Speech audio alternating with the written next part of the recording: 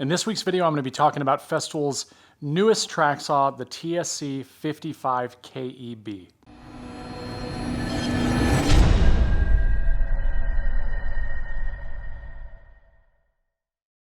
Hey everybody, welcome back. I'm Jason Bent and welcome back to the channel. In today's video, I'm going to be talking to you guys about Festool's newest track saw that they just released, the TSC 55 KEB. And I'm actually also going to be doing a quick comparison to this versus the other track saws that I own, the three most common track saws out there for woodworkers when it comes to Festool track saws. So to start this off, for those of you that aren't super familiar with Festool track saws, so this is the cordless TSC 55 KEB. This is the new track saw. As you can see, it's battery operated, runs on 2 batteries, and overall it looks almost identical to the TS55. This is the TS55 track saw, which is the same exact thing. However, it is not cordless, it is corded, and there are a couple different features which I will discuss. Then finally, you have the largest of their models, and that is the TS75. And as you can see from this side-by-side comparison, this one is substantially larger than the TS55. Now, why is it larger than the TS55? It's because the 75 and 55 actually means something. This has 75 millimeters of cut depth. This has 55 millimeters of cut depth. And to be clear on that, that is straight plunge cut depth. Now more on the TSC 55 KEB. So this model replaces the TSC 55. The TSC 55 was the previous battery operated track saw option from Festool. So now this is out, that other one is going away. And like I mentioned before, if you were to look at the two of these side by side, I don't have a TSC 55, so I'm using the TS55 because essentially you're looking at the same thing, minus a few key differences, and now we're gonna go ahead and get into those differences. Okay, so the first major difference, this right here is the new TSC K, and this is the TS55. So the first major difference is the change with this anti-kickback stop. And what I want you to focus on here is that if you look in line with the blade, you'll see that this is offset. What does that mean? It means that there's no riving knife anymore. And if you look on this one, you'll see the riving knife is in line with the blade, but it does not have the kickback stop. Why is that important? So I've put the saw on one of the tracks. And so the purpose of that kickback stop is that when I am plunged down like this, if my anti-kickback stop loses contact with the rail, then it is going to immediately shut off so you don't have a kickback. So hopefully that makes sense. So I press this down, this is depressed. If I have something going wrong and my saw starts to come up and this breaks contact with this right here, the saw will immediately shut off. Now, the great thing about that is that it does not hurt the blade, but more importantly, if you've ever had a kickback with a track saw, as you're pushing down and it starts to pinch and bind, when you get that kickback, what'll happen a lot of times is that saw will come off and the blade will ride across your track, leaving your track basically worthless at that point. Well, this new kickback stop technology is going to stop that, and obviously it's going to make the saw a little bit safer than one without it. Now, the next major difference, which in my honest opinion, I think is actually the most significant difference between the two, is the new blades. This right here is the Panther blade, the ripping blade for the new saw. This right here is just a melamine blade that I had for my TS55. Well, what's different about them, the biggest significance, is actually the kerf of the blade. This one right here is the new blade. This one right here is the old blade. The new blade has a new 1.8 millimeter kerf, and the old blade has a 2.2 millimeter kerf. So what does that mean? Well, having the thinner kerf, like you see here, is going to do a few things for you. The first is really going to help with the efficiency of the machine. Thinner blade, less material to remove. With less material being removed, that also means that you're wasting less. You're going to have a lot less strain on the motor, and most importantly, it's going to be way more efficient, and the cut speed is going to exponentially increase. And this is super important with a battery-operated platform because you're using the battery power in order to power the saw. So if your machine is bogging down, it's obviously using more power, you're going to drain the batteries faster. With this thinner kerf blade, not only do you not have the bogging down, but the cut speed is faster and more efficient, and the battery lasts longer. So Like I said, I think this is probably the most significant part about the new saw. The Kickback Stop technology is really, really cool, and obviously it's a fantastic safety feature to have, but these thinner curved blades are really, really, really impressive. Next, I'm going to talk about some of the different tests that I conducted, but before I do that, I do want to highlight something on the thinner curved blades. I have had a lot of people that have asked me questions about my concerns with drift because the blade is thinner curve. And what I will tell you is every single cut that I've made, and I've made a lot of them since I received this, it has been right along the line, exactly where I wanted it, and I have never seen any sort of deviation whatsoever. So Festool sent me this track saw back in April with the purposes of being able to do a bunch of tests and share my opinions in preparation for the launch of the track saw. And this track saw is out, it is available now, but I really wanted to conduct a lot of tests to truly give you guys my honest feedback and not just one of those videos where it's like, hey, look, this is the greatest thing since sliced bread and I don't know because I haven't used it. Well, I've used it a lot since April and I have conducted a series of tests in my own shop. None of them are like scientific. They're just things that I thought would be a good way to highlight different features of the saw. The first test is dust collection. So with the dust collection, you have three options basically. You can either use it with nothing on it, and everybody knows that if you use a track or a circular saw with nothing on it, it just sprays dust everywhere like any other machine in your shop. Your second option is the dust bag that comes with it. And this is nothing new. It came with the previous battery-operated track saw, the TSC 55. And while this is better suited for maybe somebody at a job site or making a cut inside and they don't have a dust extractor or a vacuum or something to hook up to the saw itself, then this is a really viable option. And believe it or not, it actually does a really, really good job of collecting dust. I want to say Festool says it's, in the 90s percentage of how much dust it collects. And then obviously your best method is going to be using it with a vacuum or a dust extractor, one of the Festool dust extractors or anything that basically fits on there. It's obviously going to have better dust collection if you choose to go that route. During my tests, I did tests to see the amount of dust that I was getting without anything on it, which obviously was kind of silly. I don't really know why I did that, but I just wanted to just see how much dust it would be spitting out of that thing, and it was a lot. But then I did a series of tests using the bag and also using the dust extractor. And what I found with the bag is that if the bag was empty or half full, the dust collection was really good. But then once you got that thing full, obviously it was just going to start spewing dust everywhere, as you're going to see in this clip right here. So to expand on that a little bit, I actually find it very useful to use this if I'm just breaking down sheets of plywood and I don't want to hook it up to the dust extractor, or let's say I'm breaking it down somewhere other than my assembly table. It's really nice to grab this, and when it does start spewing dust everywhere, I know that my bag is full and I need to empty it. But why go to all that trouble to get your shop super dirty when, for me, I have a hose readily accessible. So I just plug it in now, and it really does an absolutely phenomenal job, just like any of the other track saws does when it has dust extraction hooked up to it. And this does fill up relatively fast because it's actually pretty shocking just how much dust is produced with a track saw, right? Now what I will say is you'll get a little bit longer life out of this than you would the previous battery-operated track saw from Festool, because it is a thinner curved blade, therefore it's cutting less material. If you stay on top of this and you empty it out every 5-6 cuts, depending on what it is that you're cutting, I think you'll be just fine. But obviously the best extraction came from having a hose connected to it. Now, the next test I did was the one that I was really excited about doing. And basically what I did is I tested the TS55 with both a ripping blade and a cross-cutting blade, the two standard blades from Festool, right? So it comes with the crosscut blade, and then I had to purchase, obviously, the ripping blade for other projects in my shop, but I used both of those.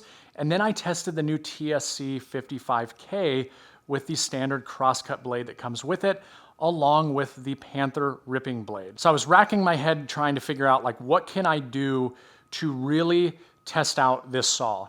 And so I looked around my shop and I found the hardest material that I have that I've ever worked with, which is Babinga. And I had a big piece of 8/4 Babinga. And I said, you know what? I'm going to take this, I'm going to mill it down. And so it was just under 2 inches thick. And I was just going to cut about 1/8 inch to 3/16 of an inch strips off of it. And I did this in a series. I actually filmed each one of these cuts, and I'm going to go ahead and play each one of those now. And I'm going to keep them at the normal speed, because the thing I want you to realize is the sound of the machine and how one compares to the other when it's making the cut.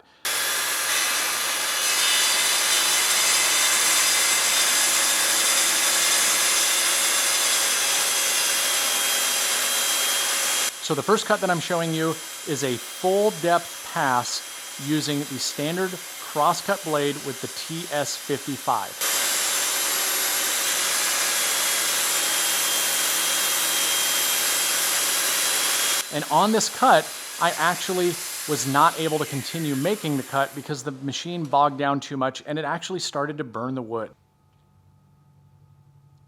The next cut that I made was with the TS55 with the ripping blade, full depth cut, all in one pass, and this one cut through it very well. You'll hear it does bog it down just a little bit, but for the most part it handles the cut pretty well.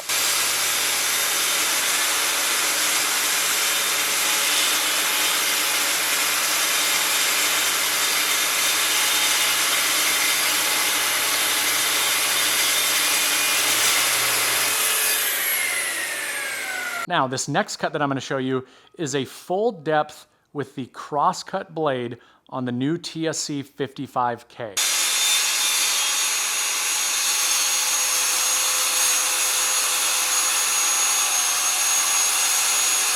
Now again, I want to make it clear that this is the crosscut blade, and I fully understand that that is not what this blade is used for. However, but I knew it would be a really good way for me to get a good idea on just how efficient this new blade is. And as you can see, it cuts through the wood really easily, and it barely bogs down the machine at all. And again, this is a full depth cut on 8/4 Babinga. And then finally, I'd made the cut using the Panther blade, and you can just listen to this. It handles it absolutely no problems whatsoever.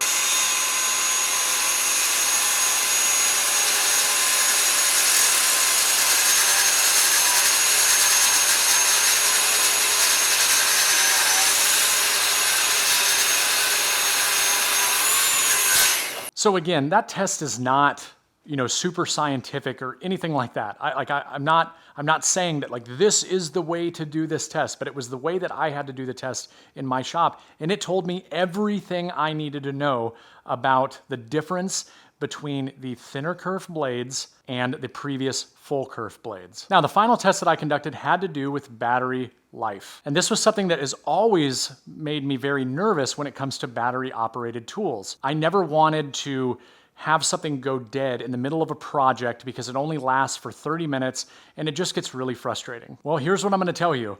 The test that I conducted with this saw was I built my entire brand new miter saw station using this track saw. I broke down every sheet of plywood, broke down all of my stock for my drawers, cut everything using that, and I made it all the way until the very last cut that I needed for my drawer fronts. On that last cut, the battery died, and at this point it had been days. I did not change the batteries, I did not replenish them, nothing. I left them on the saw, and every day I would work, I'd put the saw to the side, come back out the next day, put the saw to the side after I was done, and I just kept doing that for the amount of days that it took me to complete this project. And on the last cut, that's not a joke, literally my last cut, and this was a big project. I made a lot of cuts with the track saw, handled it absolutely no problem. I gotta be honest with you, that pretty much blew my mind. All right, so I wanna close this video out by sharing my final thoughts based on my experience so far with this saw. And the first thing relates directly to what I was just talking about, and that is the battery life.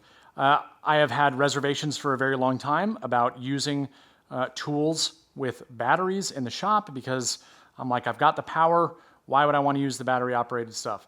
And after using this saw to build this entire miter saw station and break down all of my plywood and be able to go through that for days on this track saw, I have no reservations at all anymore, none. The reality of it is I, in my shop, will never ever use this enough in a day to wear these batteries out. It's not going to happen. Now, with that being said, if you're somebody who knows you're going to be making, cuts for 12 hours straight every day on this, it'd probably be a good idea to have a spare set of batteries.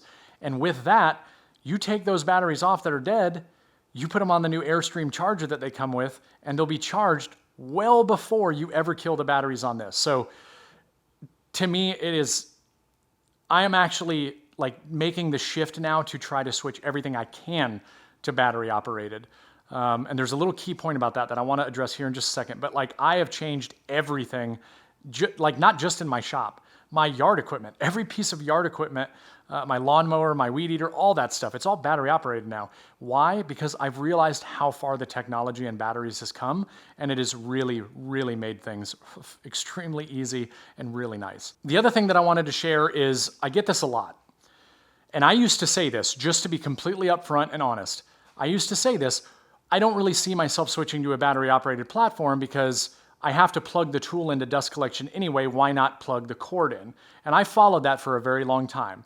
Well, obviously now I don't have to do that, but I was using the hose. And what I can tell you about it is that the thing that gets caught on stuff all the time is not the hose, it's the power cable.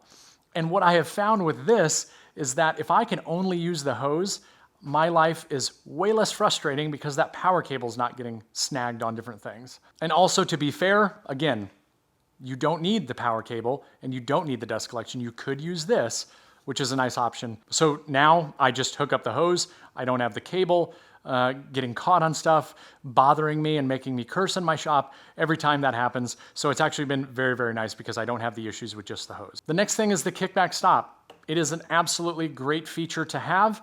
It's like an insurance policy. You know, do you need it? No, but when you do need it, you're really glad that you had it. I have not triggered the Kickback Stop yet. I haven't triggered the brake on my saw stop, but hey, it's really nice to have.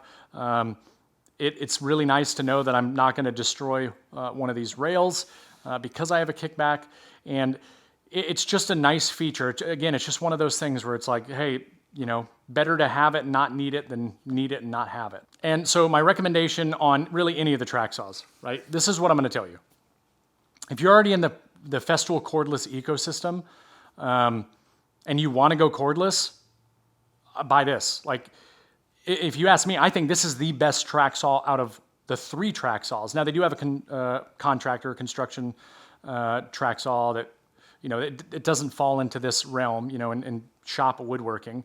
But these 3 specifically, I would 100% pick this one.